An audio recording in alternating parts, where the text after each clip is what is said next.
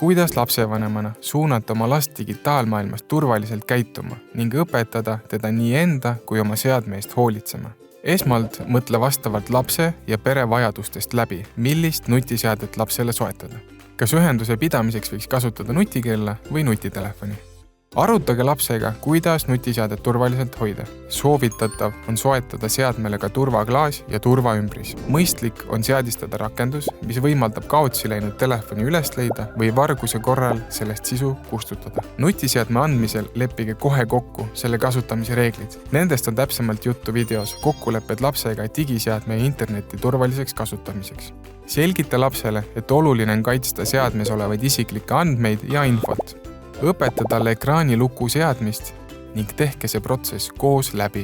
Selgita lapsele, et salasõna ei jagata mitte kellegagi. Nutiseadme või veebikonto salasõna on nagu hambahari, mida ei jagata. Juhenda teda, et salasõna peab olema piisavalt pikk ning sisaldama suur- ja väiketähti, numbreid ja sümboleid.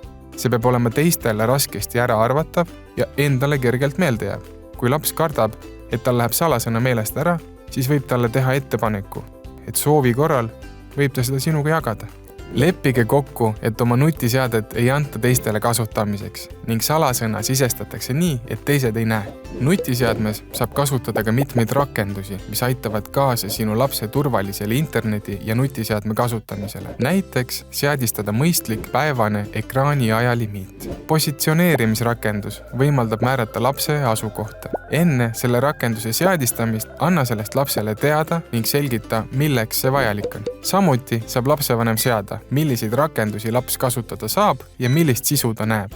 Telefonis saab piirata ka uute rakenduste või nende tasuliste lisade allalaadimist. Lapsele, kes hakkab nutiseadet kasutama, on oluline rääkida, et nii nagu ta tänaval ei räägiks võõrastele, kus ta elab, nii ka internetis ei räägiks ta võõrastele endast ega avaldaks oma aadressi, telefoninumbrit ega muud personaalset infot. Kui lapsele helistab võõras number või inimene, siis selgita, et sellele kõnele vastama ei pea. Sama käib ka tundmatutelt numbritelt saabunud sõnumite ja linkide kohta. Kui lapsele on saadetud ebameeldiva sisuga sõnumeid, siis on võimalik nende saatja blokeerida. Vajalikuks võib osutuda sõnumist ekraanipildi tegemine ja salvestamine, et juhtumi asjaolud välja selgitada. Tutvu keskkonna või rakenduse turva- ja kasutustingimustega, et juhul, kui midagi ebameeldivat on juhtunud ja kasutustingimusi rikutud, saad sellest administraatorit teavitada. Selgita lapsele, et alati, kui ta oma sõbrast või kellestki teisest soovib fotot või videot teha, siis tuleb temalt enne nõusolekut küsida. Kui ta tahab seda kellegi teisega jagada, siis tuleb ka selleks enne pildistatavalt luba küsida. Arutage lapsega, millist informatsiooni, sealhulgas fotosid ja videoid lapsel endast ja oma pereliikmetest on mõistlik jagada. Austage ka ise oma lapse privaatsust. Küsige enne temast fotode ja videote üleslaadimist selleks temalt luba. Nõu ja abi saad küsida lasteabilt. Hoia ennast digimaailma arengutega kursis.